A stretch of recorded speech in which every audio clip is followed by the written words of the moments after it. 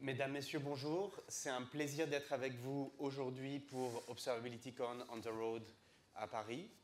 Nous sommes 150 personnes, c'est notre plus grand événement Grafana Labs en France jusqu'à présent. Donc merci beaucoup à tous d'être venus.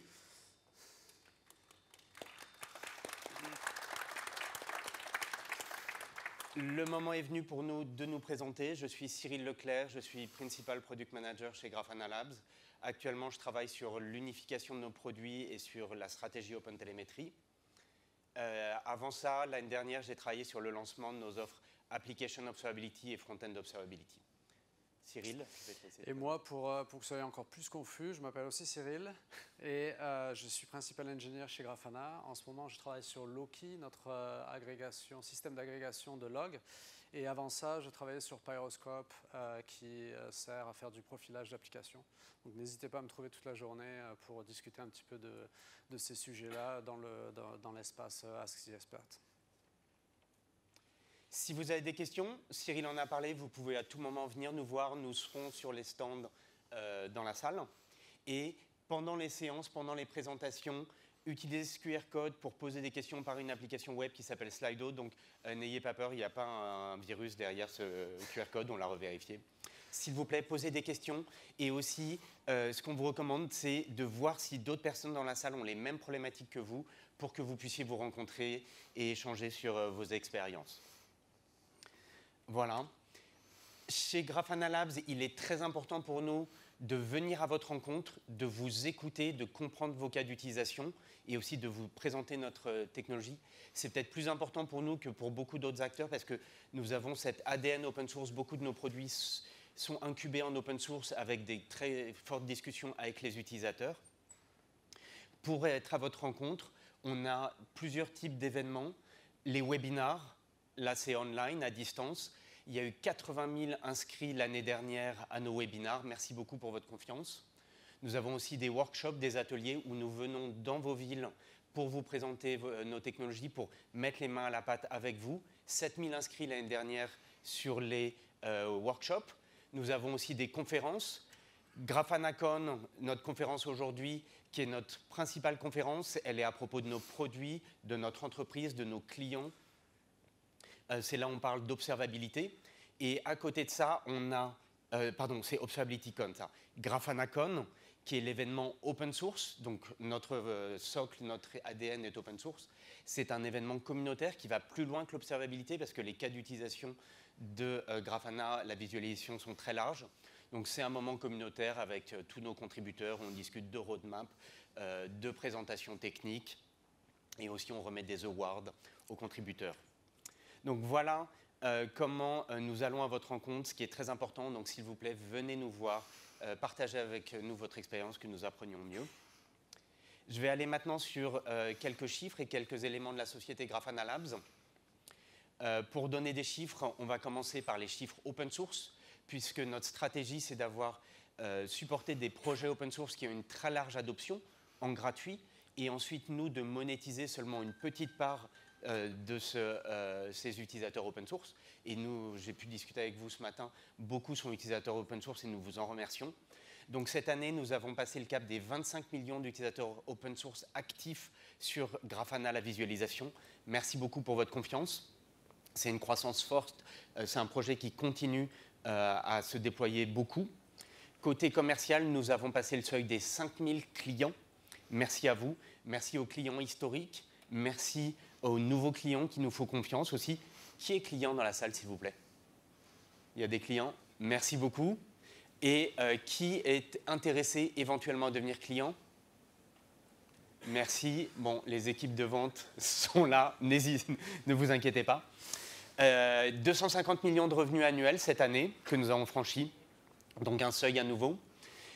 Comme je vous ai dit, notre ADN est open source. Nous avons eu de nombreuses reconnaissances par l'industrie encore, non seulement sur nos projets open source, ce à quoi nous avions le plaisir d'être habitués, mais aussi de plus en plus sur la reconnaissance de notre offre entreprise, nos solutions que nous construisons avec une facilité d'utilisation plus grande.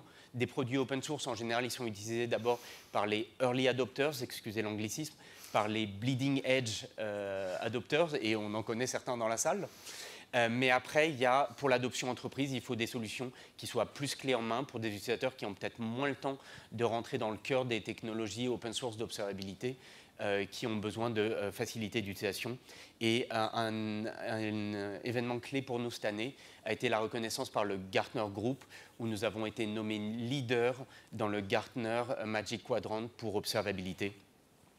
Qui ici utilise le Gartner Magic Quadrant pour fonder ces résultats? Voilà, il y a un certain nombre d'entreprises et donc nous sommes en rendez-vous.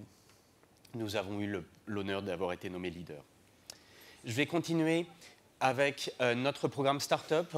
Jusqu'à présent, nous avions une offre pour les startups qui était composée de nos briques open source. Et j'ai pu discuter aujourd'hui avec vous, nos briques open source sont utilisées à très large scale en production sur des systèmes critiques.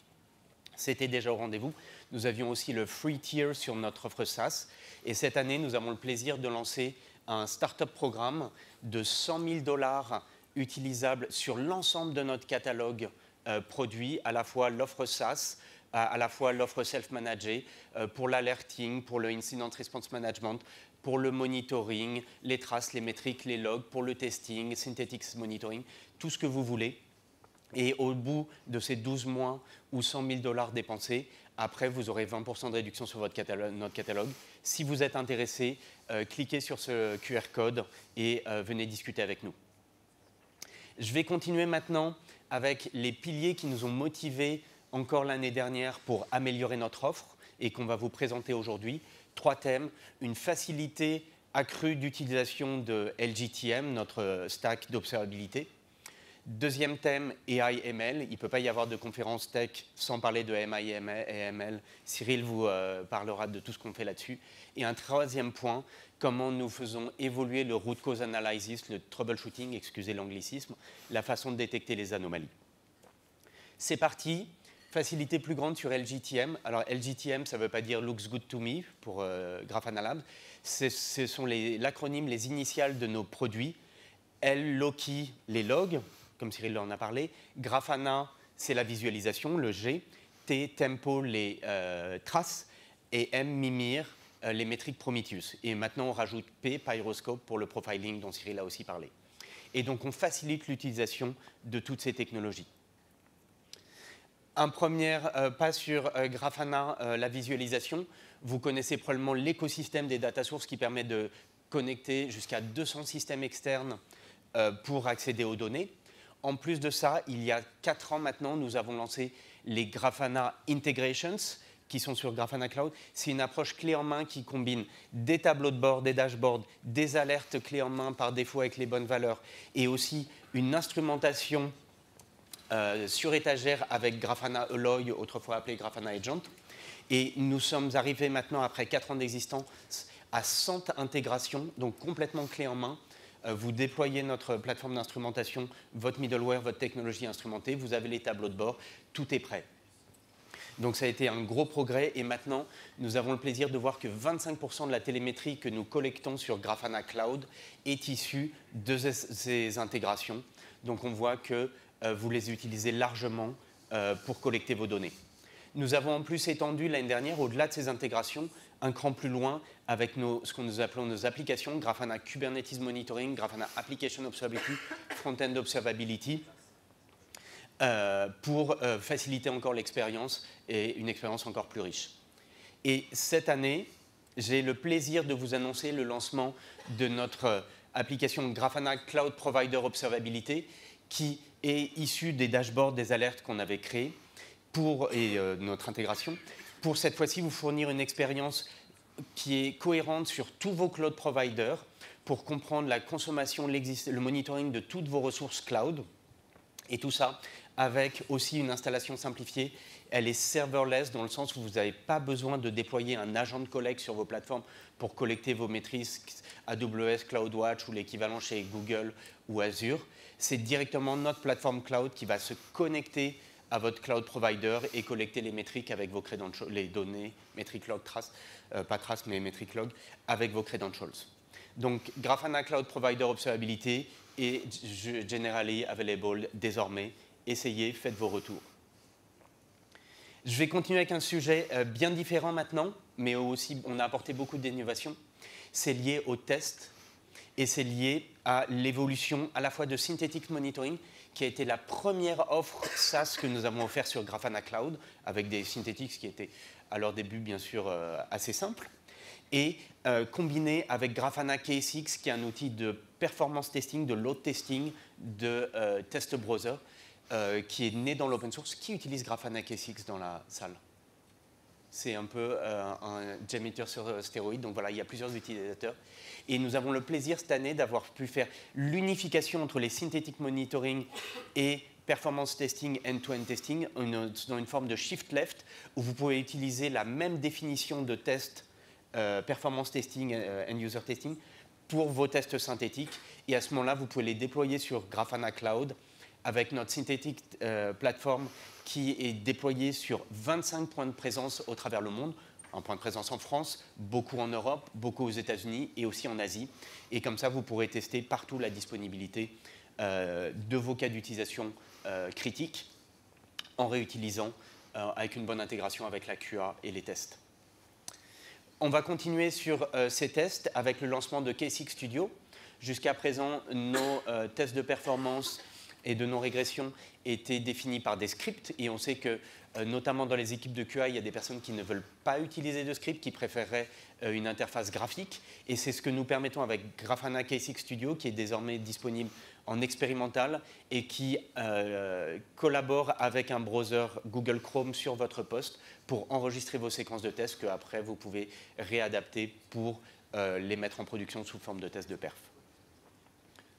Et toute cette approche browser web serait insuffisante si on ne pouvait pas faire des tests synthétiques qui simulent un vrai browser web, pas seulement quelques appels REST aux API de vos cas métiers.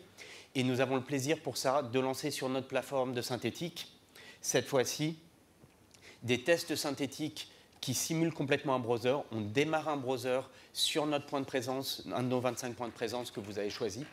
Et on va faire le test de votre cas d'utilisation métier bout en bout en chargeant toutes les ressources, en l'occurrence avec un browser headless Chrome. Donc voilà, on continue à innover beaucoup sur les tests pour vous et à les intégrer avec la production. Je vais changer complètement de sujet. L'observabilité est de plus en plus important. On voit qu'il y a l'essor en ce moment de OpenTelemetry comme standard de facto d'instrumentation. Et on sait qu'il y a toujours des difficultés de migration d'un vendeur vers un autre, d'une technologie vers une autre. Et nous avons aussi beaucoup travaillé, j'en parlerai plus tard aujourd'hui, sur la facilité de migration. Et pour ça, nous avons contribué avec le projet OpenTelemetry en donnant une capacité à migrer depuis Datadog vers OpenTelemetry, tout en gardant temporairement les instrumentations Datadog. Peut-être que vous avez utilisé Datadog avec des custom metrics écrites dans votre code avec le SDK Datadog, où vous avez des agents Datadog qui mettent du temps à migrer vers un standard open source. Et pour ça, nous avons travaillé avec la communauté OpenTelemetry pour implémenter un Datadog Receiver qui vous permet de convertir la collecte de données Datadog, métriques et traces en format OpenTelemetry qui après peut être envoyé chez Grafana Cloud ou Grafana en général si vous nous faites confiance, que nous souhaitons. Voilà, c'est un ensemble d'innovations déjà sur la partie test et la partie migration qu'on avait le plaisir de vous annoncer. Maintenant, je vais laisser la main à Cyril pour vous parler d'un autre thème sur lequel nous avons beaucoup innové cette année. Merci Cyril. J'ai entendu une page tout à l'heure, j'espère que tout va bien. J'ai eu un petit moment de solidarité quand j'ai entendu le téléphone. Alors, donc, pour poursuivre un petit peu notre discussion dans la simplification, il y a 6 mois de ça, peut-être même un petit peu plus, on a lancé Explore Metrics et Explore Logs à la GrafanaCon.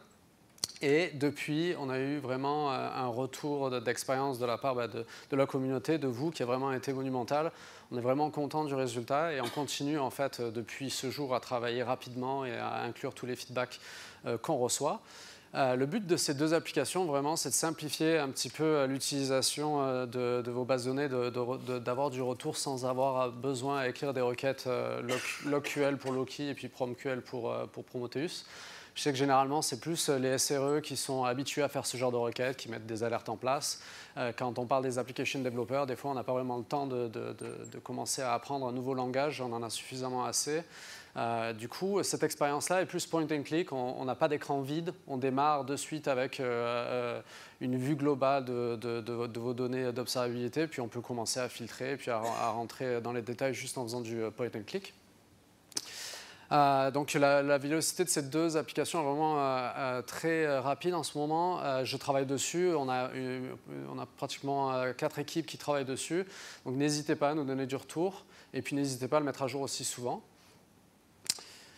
Donc je suis aussi content aujourd'hui de vous dire que ces deux applications, Explore Logs et Explore Metrics, sont maintenant en ce qu'on appelle GA, General Availability. En gros, ça veut dire tout simplement que nous, ça fait pratiquement plus de 6 mois qu'on les utilise en production et qu'on a peaufiné un petit peu tous les bugs et puis on est plutôt content du résultat. Il y a quand même pas mal de nouvelles features qu'on a rajoutées, de nouvelles fonctionnalités. Donc n'hésitez pas à aller voir, puis on ne s'arrêtera pas là. On a plein de features qu'on compte rajouter dans le futur. En ce moment, les dernières choses qu'on a fait, par exemple, c'est du streaming sur Explore Logs. Je sais que des fois, il y a des requêtes qui peuvent être un peu longues. Du coup, on va attendre jusqu'à 30 secondes avant d'avoir un résultat. Là, on va commencer à envoyer des résultats avant. On va petit à petit, progressivement, vous montrer un petit peu l'avancement de la requête. Sur Explore Metrics, on a le support pour OpenTelemetry qui a été lancé récemment. Donc ça aussi, c'est intéressant. Ça viendra aussi sur Explore Log. On est en train de regarder ça attentivement.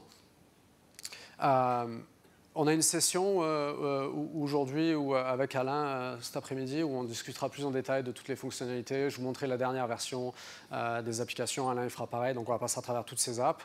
Puis n'hésitez pas, si vous avez des questions pour ces apps, à venir me voir pour en discuter. Puis je peux vous faire des démos dans la salle là-bas si besoin. Donc forcément, ça a été un gros succès, donc on ne s'arrête pas là, on continue. On a lancé aussi Export Trace et Export Profile. Qui viennent compléter un petit peu cette solution Explore Point and Click à travers tous les signaux d'observabilité que l'on a. Personnellement, moi j'utilise Explore Profile vraiment très souvent, c'est vraiment très simple d'aller et puis de rapidement avoir des informations sur la performance de vos applications. Donc ces deux-là ont été rajoutés récemment, pareil, il y a à peu près 6 mois. On les considère en public preview. Et donc le développement est encore rapide, et puis on rajoute, donc n'hésitez pas à donner du feedback si vous en avez, puis on va prendre ça, puis on travaille vraiment avec la communauté, hein, on écoute les clients, donc ça se fait à travers les repos open source de ces 4 applications. Et ces applications sont aussi maintenant, et de plus en plus, ça va être déployé automatiquement avec Grafana. La plupart, vous avez besoin généralement d'ajouter un plugin. Ce ne sera plus le cas dans le futur. En fait, elles vont être automatiquement ajoutées à Grafana quand vous l'installez. Ça va être le cas de la prochaine version. Ou si vous êtes en train d'utiliser le Edge, vous allez l'avoir de suite. Donc, après avoir complété un petit peu cette suite d'Explore App, on se retrouve en fait avec 3 façons en fait, d'explorer vos données. Moi, je ne considère pas qu'il y en a une qui est spécialement meilleure que l'autre. C'est plus une question de ce que vous avez besoin selon votre niveau et comment vous vous sentez à l'aise avec une des 3 façons. Donc vous avez le code, forcément, si par exemple comme moi, vous avez travaillé sur Loki, vous connaissez LoQL par cœur, vous savez comment rapidement écrire une requête et tirer parti de la base de données, on va utiliser du code, sachant qu'avec le code, on pourra faire des choses toujours un petit peu plus poussées qu'on peut faire en fait, avec les autres expériences. La deuxième, ça va être ce qu'on appelle du low code. En fait, c'est toujours du code, mais on vous aide à fabriquer avec une interface les requêtes. Vous allez avoir des drop-downs dans lesquels vous allez pouvoir choisir le type d'agrégation. Puis vous faites plus, vous ajoutez une autre opération, plus vous continuez. Donc c'est plus guidé. Et puis finalement, ce dont je viens de parler, les applications Explore, qui elles sont vraiment point and click, pas d'écran vide. On a d'autres petites features sur ces applications qui sont aussi intéressantes. Mais c'est vraiment beaucoup plus facile pour démarrer et commencer à apprendre un petit peu comment tirer parti de ces bases de données. Je vais passer à une petite démo, enfin une petite démo un petit peu de Explore Trace, qui est le dernier dans le voisinage. Je suis désolé, je cherche mes mots des fois en anglais et en français. Donc je vais faire une démo rapide, on va pas y rester trop longtemps, principalement parce qu'encore une fois, cet après-midi avec Alain, Alain il va repasser au travers de tout ça. Donc là, j'ai une instance Grafana Cloud. Vous pouvez refaire cette démo à n'importe quel moment chez vous, hein, tout ça c'est open source. Donc dans le menu Grafana, au niveau de Explore, si vous cliquez sur Explore, vous tombez sur le Explore que tout le monde connaît d'habitude, où on tape les requêtes. Et en dessous, vous avez les applications, les 4 nouvelles applications. Donc si je vais sur Explore Trace, par défaut, il me montre en fait ce qu'on appelle les red metrics, donc rate, error et duration. Donc c'est les 3 là qu'on a en haut. Hein. Et puis c'est généralement ce qui est la méthodologie la plus utilisée pour voir un petit peu la santé de vos services. Donc je vais changer un petit peu pour avoir un petit peu plus de données, parce que là, il montre par trace. On peut le changer, donc vous avez plusieurs façons ici. On peut le mettre par server span, consumer span. Je vais juste les mettre toutes ensemble. Hop. Donc là, on voit toutes les spans. Il agrège en fait par span, pas par trace simplement. Donc je peux cliquer sur erreur, par exemple. Et sur erreur, donc là, je focus et je suis en mode erreur. Je suis en train de regarder toutes les erreurs de span qui existent. Par défaut, en fait, en dessous, vous avez un breakdown par service. Donc, en fait, il décompose un peu et vous montre dans quel service c'est en train de se passer. Imaginons, je suis en train de travailler et je reçois une page et on me dit c'est le product catalogue, il y a quelque chose qui ne va pas. Vous pouvez facilement ajouter un filtre. Et puis là, on est juste en train de regarder ce qui se passe sur le product catalogue, sur ce service-là. Et donc, on a plusieurs tables. Un table que je voulais vite fait passer dessus pour vous montrer, c'est la comparaison. En fait, il va faire une comparaison entre la base où il n'y a pas d'erreur et les traces ou les spans où il y a des erreurs. Et va vous sortir les spans qui sont vraiment différentes des autres. Et donc, rapidement, on peut voir, par exemple, qu'on a un produit en particulier qui est souvent en erreur par rapport aux autres. Et donc, je peux, en fait, aller le chercher, l'ajouter au filtre, et là je vois en fait que les spans de ce produit-là, et ensuite je peux aller voir donc, les traces, hein, et puis je peux prendre une des traces. Donc tout ça c'est des traces qui ont cette erreur-là, spécialement cette erreur-là. Donc je peux cliquer, puis je peux commencer à essayer de comprendre un petit peu ce qui se passe dans cette trace-là. Donc si je fais ça, là je peux avoir des informations un petit peu sur l'erreur, donc voilà, une magnifique erreur qu'un développeur a écrit. On peut fermer ça. Et puis, je vais vite fait vous montrer. Donc, je vais enlever les filtres. Donc, vous avez vu, en fait, au fur et à mesure que j'étais en train de cliquer un peu partout sur l'expérience, il a créé une sorte de petit filtre automatiquement. Et en fait, il a créé une requête derrière. Moi, je n'ai pas eu besoin à la prendre, cette requête. Donc, on enlève tout ça. Et je vais mettre sur Full Trace. Je vais revenir sur Full Trace. Et ce coup-ci, je vais vous montrer pour ce qui est les durations, donc la latence. Alors là, ma vue est un petit peu différente. En fait, je suis en train de regarder toutes les traces et en fait toutes les requêtes qui rentrent dans mon application, et je regarde celles qui sont les plus lentes.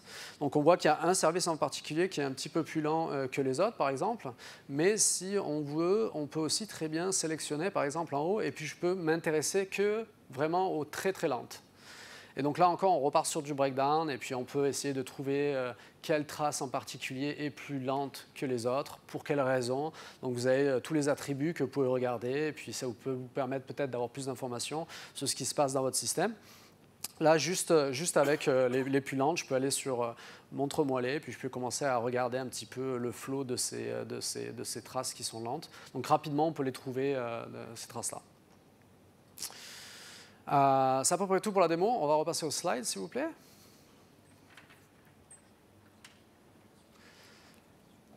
OK. On va parler un petit peu d'un sujet chaud, AIML. Donc AIML, moi personnellement, je suis un grand utilisateur de AIML tous les jours dans mon travail. J'utilise Claude principalement et Cursor Avant, j'utilisais Copilot, mais j'ai complètement arrêté Copilot et je suis passé à Cursor. Je trouve que c'est vraiment génial pour écrire du code. Et tout ça pour dire que chez Grafana Lab, on a beaucoup réfléchi. On est aussi des utilisateurs d'AML. On s'est beaucoup demandé qu'est-ce que ça voulait dire pour l'observabilité. Et on pense qu'en fait, c'est un peu comme ces outils-là que je viens de mentionner. Ça va plus vous rendre plus performant, plus rapidement et pas spécialement vous remplacer. La semaine dernière, j'étais en train d'écouter justement une discussion de Jensen Huang, le CEO de NVIDIA, qui justement avait reçu cette question-là et qu'on lui demandait vous n'avez pas peur de couper, de perdre votre travail? Est-ce qu'un ingénieur demandait moi, je pense que je vais perdre un jour mon travail, vous n'avez pas peur de ça? Et sa réponse était intéressante. Il disait en fait, ce n'est pas l'AI qui va te remplacer, c'est quelqu'un qui est en train d'utiliser l'AI qui va te remplacer. Donc l'AI, c'est vraiment censé être là pour nous aider et pour pour devenir un expert plus rapidement, pour avoir un expert avec nous. Donc c'est un peu le cas de ce qu'on a créé avec Adaptive Metric, qui est en fait qui roule beaucoup de machine learning dans votre ingestion de métriques. Je sais que dans beaucoup de compagnies, il y a toujours un expert d'un produit, donc par exemple Prometheus. Donc chez nous, il s'appelle Brian. Et cet expert-là, il connaît tout sur le système. Et quand il y a un problème, par exemple, trop de métriques, il y en a une qui a trop de cardinalité, ou il y a un service qui déclenche beaucoup de coûts, généralement, on va se retrouver à demander à Brian, est-ce que tu peux regarder un petit peu le système et m'aider à trouver où est le problème? Et puis Brian, avec toute son expérience, il commence à regarder, et puis il va aller changer les configurations de Prometheus, puis il va aller changer votre ingestion, il va peut-être même changer le code de votre application, puis ça y est, on est content. Le but de Adaptive Metric, c'est ça, c'est d'avoir toujours Brian avec vous qui, en fait, automatique, mais le fait de façon automatique, vous n'avez pas besoin d'être un expert, et donc ça vous permet de réduire énormément vos coûts de métriques, puisqu'il va aller automatiquement vérifier les métriques qui sont utilisées. S'il y en a qui ont beaucoup de churn, en fait, qui changent souvent, et que vous n'utilisez pas. Et automatiquement, il va aller les agréger. Donc, vous allez vous retrouver avec beaucoup moins de points. Donc, si on a, par exemple, une quinzaine de labels qui sont sur des PAF que vous n'avez jamais couru une seule fois, c'est dommage parce que vous êtes en train de payer 15 fois plus, en fait, pour cette série. Donc à Adaptive Metric, on a on a un bon retour. On a sauvé à peu près 640 millions de séries, ce qui est à peu près 10 millions, je crois qu'on avait fait le calcul, c'est à peu près 10 millions de dollars qu'on a refusé de prendre à nos clients. Et à l'inverse, en fait, ils peuvent investir cet argent dans d'autres produits. Je parlais de profiling tout à l'heure, ou ARM. Donc ça, c'est vraiment la stratégie qu'on a avec Adaptive Metric. Et récemment, on a lancé Adaptive Log. Alors, Adaptive Log, c'était un peu plus compliqué. Ça nous a pris, par contre, beaucoup moins de temps. Forcément, on avait l'expérience de Adaptive Metric. Mais c'est beaucoup plus compliqué. Mais on a aussi trouvé un moyen, en fait, de aussi réduire les coûts au niveau des logs. Les logs qui, comme vous le savez, peuvent être très verbeux. Et puis, on peut très rapidement en avoir beaucoup, surtout si une application est souvent poussée. Donc comment ça marche un petit peu rapidement Adaptive Logs? En fait, ça regarde les logs qu'il reçoit. Il va essayer de détecter des patterns, donc des patterns de logs, à quoi ces logs ressemblent. Donc vous avez des exemples à l'écran et il remplace en fait, vous voyez, par des étoiles. Et une fois que ces patterns sont trouvés, il va les vérifier si vous faites des requêtes et s'ils sortent aussi, si vous en avez l'utilité. Et puis, il va vous proposer de faire du sampling sur donc de la réduction de ces logs. Donc, on les supprime pas complètement, mais on va aller en retirer une forte quantité de ceux que vous n'utilisez pas. Et bien sûr, ça, c'est toujours à la demande. C'est quelque chose que vous choisissez. Ce n'est pas automatique. Vous allez vous-même regarder les recommandations que le système fait pour vous. On est entre 40 et 60% pour nous-mêmes en ce moment. Donc, on a quand même pas mal confiance avec Adaptive Logs. Et donc, n'hésitez pas à l'utiliser, c'est maintenant disponible. OK, donc forcément, il y a un thème qui suit. On a commencé avec ces deux-là, on ne s'arrêtera pas là. Et donc, on commence à regarder Adaptive Trace, Adaptive Profile. Le but, en fait, de cette télémétrie adaptive, c'est un environnement où nous allons éliminer tout le bruit qui n'est pas nécessaire et seulement garder les signaux qui sont pertinents pour vous. Pour ceux qui auraient souhaité qu'on ne soit pas spécialement en recherche pour ces deux-là, j'ai quand même une bonne nouvelle, c'est que récemment, Grafana Labs a fait l'acquisition d'une compagnie qui s'appelle Tail Control, et c'est Shane Porter qui est à la tête de cette compagnie. Et c'est lui qui validait un petit peu ces deux nouveaux adaptive produits. Et donc, sa vision à lui, c'est, à Shane, c'est vraiment s'assurer que toutes les traces qu'on ingère, on en a besoin. On parlera plus d'adaptive télémétrie ce matin, je pense, dans la session de 11h avec Rob, qui est le manager de l'équipe de AIML. Donc, et puis, encore une fois, n'hésitez pas à venir me voir. Je pense que je suis un peu en retard, donc je vais accélérer un peu. On a travaillé aussi, donc toujours dans le même thème de l'AI, on a travaillé sur quelques nouveaux produits pour l'observabilité des LLM. Donc ces produits-là, il y en a 3, c'est encore très expérimentaux. On travaille avec la communauté pour essayer de bâtir les meilleurs produits pour que vous puissiez observer les LLM. Donc on a une extension de eBPF sur Beyla qui vous permet en fait de regarder les calls CUDA que votre application est en train de faire. Donc ça permet de faire de l'observabilité sur vos calls CUDA sans changer le code. On a une intégration OpenLit qui est un framework open source d'observabilité pour les LLM. Donc on a des dashboards qui sont tout faits pour vous, des alertes. Et puis on travaille avec NVIDIA sur une application pour le training qui vous permet de voir la qualité de votre training, la rapidité. Et ça, c'est fait en partenariat avec NVIDIA. OK. À Grafana Labs, on a une culture très bottom-up. Et on chérit pas mal cette culture-là. Et un exemple concret de cette culture-là, c'est le hackathon interne. Donc tous les trimestres, on a un hackathon interne à la compagnie où on forme des équipes, pas spécialement avec des gens qu'on travaille tous les jours, on peut choisir qui on veut. Et donc c'est des équipes de 5. Pendant une semaine, pas de meeting, pas d'autres... en gros, vraiment que du focus sur ce travail-là. Et on travaille un petit peu sur ce qu'on veut, ce qui nous tient à cœur, nous, et ce qu'on pense qui pourrait faire avancer l'observabilité. C'est d'ailleurs comme ça que ExploreLog a été lancé. Et je vous parle de ça parce que à la fin en fait, de la semaine, chaque équipe doit faire une petite vidéo, généralement une petite vidéo qui est un petit peu drôle, pour présenter son produit. Puis on a un jury qui vote et on a toute la compagnie qui vote. Et puis le premier gagne un prix d'argent. Le dernier vainqueur, il s'appelle Incident Room. Donc, je ne sais pas si vous connaissez Gong. Est-ce que dans la salle, il y a des gens qui connaissent le produit Gong?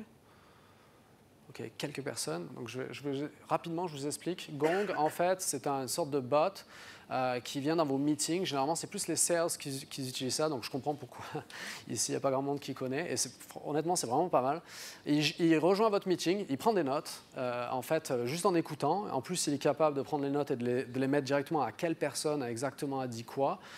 Et ça vous permet d'avoir en fait une transcription qui crée une sorte de base de données. Puis après, plus tard, vous pouvez taper qui parle de quoi, c'est quoi la tendance, est-ce que mes clients se plaignent le plus souvent de ça. Donc c'est relativement intéressant. Incident Room, ils ont fait un peu la même chose, mais quand vous êtes dans un incident. Donc on va regarder la vidéo de leur présentation de Hackathon. Est-ce que je lance? I'm the bot, and today we're thrilled to introduce you to a revolutionary addition to our incident management tool, Incident. We call it Incident Rooms.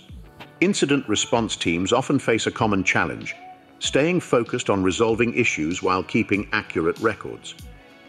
During the intensity of an incident, it's easy to forget to document crucial details. Let's step into a day in the life of our incident response team before Incident Rooms. So the problem is that the coffee machine is out of memory again. Why is our coffee machine equipped with memory? It stores profiles for different coffee types. I'm following the run book and checked water, beans, and power. Have you tried power cycling it? Power cycling? Oh, that's a good idea. Give me a sec. Yeah, looks like power cycling helped. I think that resolves the incident then, right? I think so. Can someone mark the incident as resolved? Looks like the coffee is brewing again. Everyone's going to be happy, including me. Thanks, everyone. Great work, team. I'll document the steps taken. Their expertise leads to a swift resolution. Notice their intense focus on the problem, but also note notes and logs are sometimes missed in the process. With no notes or logs, they resort to using an AI to help. When there is no context, the AI hallucinates, generating a report filled with inaccuracies. Now let's reimagine this scenario with incident rooms. Incident rooms is a built-in feature within Incident, enhanced by a helpful LLM bot. Now, our team enters an incident room with the bot seamlessly integrated into their workflow. While the team focuses on resolving the issue, the bot keeps track of their conversations, notes key points, and responds to voice commands, allowing them to stay fully engaged in problem solving. But the bot isn't just a note taker. He's learned a few new tricks too. From executing Grafana incident actions on your behalf to delivering instant ad hoc summaries via the Grafana Incident Slack Assistant, the bot makes managing incidents smoother and more efficient. Throughout the process, stakeholders can interact with the bot for real-time updates on the incident's status. This ensures that everyone is informed and up to date effortlessly. With the bot by your side, syncing incident statuses, providing updates, or running actions across different media channels has never been easier or faster. We're excited to see how incident rooms can revolutionize your incident response workflow. Ok, C'est à toi. merci beaucoup. Et donc ça, on va le productiser, c'est ça, Cyril? Oui. Ouais. Donc ça va être bientôt une nouvelle fonctionnalité et c'est cette culture d'innovation en bottom-up. Les idées des ingénieurs, comme c'est le cas dans les startups, sont converties en fonctionnalités. Et après, les product managers comme moi ont la responsabilité de comprendre comment ça s'intègre avec le portfolio. Ce qui n'est pas forcément simple. Mais bon, je vais changer de sujet complètement. Complètement, pas complètement, de toute façon, c'est de l'observability. C'est root cause analysis, troubleshooting, je suis désolé, les anglicismes là sont nombreux. Et on a repris une affiche qu'on avait publiée dans un billet de blog il y a 9 ans, où il y a 9 ans, on avait eu l'audace de dire que nous allions démocratiser les métriques. Et quand on regarde le chemin parcouru, le succès de Prometheus, sur lequel nous avons été un contributeur clé, et le succès de Grafana pour la visualisation des métriques, et en particulier de Prometheus, nous sommes assez fiers de l'endroit où est l'industrie maintenant sur les métriques. Et de la même façon, aujourd'hui, nous voulons innover sur le troubleshooting. Alors pourquoi innover sur le troubleshooting? Pourquoi est-ce que le troubleshooting est difficile? La première raison qu'on a oublié de mettre sur ce slide, je pense, c'est qu'on a complètement changé la façon de faire de l'IT, où avant on avait des applications très monolithiques, et on a évolué progressivement vers du microservice. Et tout ça en passant aussi de data center avec des machines très fiables vers des clouds avec du design for failure, avec des choses moins fiables. Et donc on a complètement changé les architectures de nos systèmes et on doit changer la façon de monitorer et de faire du troubleshooting. Et donc aujourd'hui, ça ne se passe pas bien, c'est difficile le troubleshooting. Qui a des difficultés de troubleshooting aujourd'hui avec des problèmes d'alerte fatigue, par exemple, avec des problèmes pour trouver les pannes réelles ou être notifié juste des pannes réelles qui impactent les utilisateurs? Il y a des gens dans la salle qui ont ça? Il y en a un certain nombre. Donc vous comprenez probablement pourquoi on travaille dur à essayer d'améliorer ça. Et j'imagine que vous aussi, vous travaillez à améliorer les pratiques de troubleshooting. Donc parmi les gros problèmes qu'on a identifiés, il y a le fait qu'on a des silos entre nos applications. Avant, les signaux trace, métrique, log, profil étaient assez disjoints. Et donc quand on voulait troubleshooter et trouver les liens entre les choses pour trouver les causes, on n'y arrivait pas. Une des raisons importantes aussi était que la façon d'annoter les données entre les traces métriques et log ou entre les différentes instrumentations, j'instrumente avec Istio, j'instrumente mon serveur Tomcat, mon .NET, mon Linux, tout ça avait des labels différents, donc je n'arrivais pas à naviguer facilement d'un signal à l'autre, d'une application à l'autre, parce que j'instrumentais avec des technos différentes qui avaient des labels inconsistants entre elles. Et j'avais des architectures variées aussi, donc tout ça causait des grands problèmes. Et aujourd'hui, chez Grafana Labs, nous vous proposons une rupture là-dessus que nous appelons Asserts. C'est l'idée, vous venez avec vos instrumentations telles qu'elles sont, vous avez instrumenté du .NET, du Node, du Nginx, du Kubernetes, avec différentes technos d'instrumentation ou peut-être des custom métriques, et nous introduisons un moteur d'inférence qui, lui, va consommer toutes vos données, toutes vos métriques, qui va refaire un mapping pour redéfinir, les reclassifier, réidentifier ce qui est une red metric dont a parlé Cyril sur response time, rate, error rate, qui va ensuite faire une topologie de tout ça pour vous offrir après une expérience unifiée de troubleshooting qui va vous permettre de basculer facilement depuis un système à un autre, depuis une techno à l'autre, infrastructure monitoring, application monitoring, real user monitoring. On peut basculer en permanence entre tout ça. Rien de tel pour vous montrer ce que c'est qu'une démonstration. Alors, première simplification qu'on a fait, toujours la simplification, c'est qu'on a créé un assistant pour créer des SLO en suivant les bonnes pratiques de l'industrie et qui fonctionne bien dans le monde Grafana. Donc maintenant, vous avez un wizard qui vous permet de prendre les services que vous avez détectés, qui sont détectés par vos instrumentations ou qui peuvent provenir aussi de vos custom metrics. Donc vous n'avez pas de migration trop compliquée à faire. Toutes les bonnes pratiques sont là. Service level agreement à 99.9. Ma violation, je suis un petit peu en dessous actuellement. Et j'ai mon burn down, mon error budget, où je consomme actuellement plus que mon engagement. Ensuite, si je bascule sur l'alerting, il me faut des alertes qui ont du sens, qui sont actionnables, et c'est ce qu'on vous propose là avec la suite Grafana, et avec un lien vers une page qui va vous faire un résumé de votre anomalie, et c'est là tout le Root Cause Analysis Workbench, où vous avez un résumé à la fois du service qui a un problème, et aussi de toutes ses dépendances, pour comprendre, commencer à chercher qui est la cause, qui est la conséquence des anomalies. Pour chacun des services qui sont liés dans ce upstream, downstream, je vais voir quels sont les warnings et les erreurs qui sont détectés. Et pour ça, on a utilisé ce qu'on appelle des assertions, qui sont des indicateurs de bonne santé ou de comportement étrange sur le système. Cyril, vous avez parlé de notre utilisation de AMI-ML, on le retrouve. J'ai basculé sur la service map, qui est un élément clé du troubleshooting applicatif, comme d'habitude, où je retrouve toutes mes assertions, mes warnings, mes erreurs, pour continuer mon exploration. Et après, je peux rebasculer pour retrier. Là, c'est trié par un score d'anomalie, et je vais basculer sur un algorithme qui va chercher quelle est la cause probable, les problematic connections. Là, je parcours mon graphe et je vais rescorer mes services par la chaîne d'invocation et de ceux qui sont impactés. Ensuite, je vais basculer sur les KPI d'un service. J'ai envie de zoomer sur un des services. Donc là, je sélectionne les KPI et je vais pouvoir voir la santé de ce service. Je vois que ce service est à des points d'entrée HTTP. Ils sont tous impactés actuellement, ils sont tous en rouge. Et donc, je vais pouvoir rebasculer ici sur une vue orientée Real User Monitoring. Je pense que c'est un problème lié que je vais comprendre mieux avec Real User Monitoring. Donc, on vous fait basculer vers une vue Real User Monitoring pour cette phase de l'investigation. Vous avez les données classiques de Real User Monitoring, First Content Pane, et ainsi de suite. Et vous pouvez ensuite recontinuer votre investigation. Et là, je vais passer sur une vue timeline, une vue chronologique, et je vais voir qu'il y a un événement sur ma plateforme. On sait que beaucoup d'anomalies sont causées par des changements sur la plateforme, des déploiements. Et là, je vais avoir un événement qui est en bleu, qui va être l'activation d'un feature flag. La démo prend un petit peu de temps.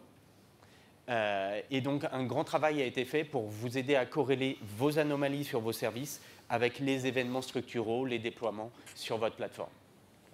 Donc là, je trouve qu'il y a une activation de feature flag et je vais identifier qu'il y a un service en particulier qui semble impacté, qui semble être tombé depuis l'activation de ce feature flag. J'ai une régression. Il ne faut pas qu'on ait peur des régressions quand on déploie, parce que de toute façon, on est obligé de déployer, mais il faut qu'on ait confiance lorsqu'on ait des régressions parce qu'on est capable de les corriger. C'est ça toute notre idée. Donc, je rebascule sur les KPI. Là, je vais pouvoir basculer entre mes logs, mes traces, ma vue Kubernetes, parce que c'est un service qui est déployé sur Kubernetes et j'ai vu que j'avais une crash loop sur ce service. Je bascule sur ma vue APM, Application Observability, où j'ai mes indicateurs classiques, Red Metrics, mes services downstream, upstream. Tout ça vous est offert par notre vision de troubleshooting unifié. Je vais accélérer un peu. Avec maintenant donc, cette nouvelle vision de troubleshooting qui est disponible dans Grafana Cloud. qui vous permet, comme j'ai dit, à la fois d'utiliser vos données instrumentation classiques de type OpenTelemetry et à la fois de venir avec vos custom métriques ou vos instrumentations autres, micrometer, exporteur Prometheus et ainsi de suite. Ce système de troubleshooting est déjà utilisé par des clients en production. Et ici, on a une citation de notre client BlackRock avec qui on a collaboré énormément pour définir ces interfaces, qui utilise désormais Grafana Cloud Asserts pour le troubleshooting de ces applications les plus critiques. Donc voilà, c'était une présentation de cette nouvelle fonctionnalité Grafana Cloud Asserts pour faire du troubleshooting, notre root cause analysis workbench, qui unifie en plus tous nos systèmes, Application Observability, Front-End Observability, Kubernetes Monitoring, SLO Management, et à chaque fois qu'on a une nouvelle vue de troubleshooting, de monitoring, on l'ajoute à ça. Donc ce matin, nous avons vu 3 piliers d'innovation, facilité d'utilisation, facilité d'onboarding, AI, ML et root cause analysis. Voilà, c'était les points essentiels qu'on voulait vous présenter lors de cette keynote. On va détailler tout dans la journée. Merci beaucoup.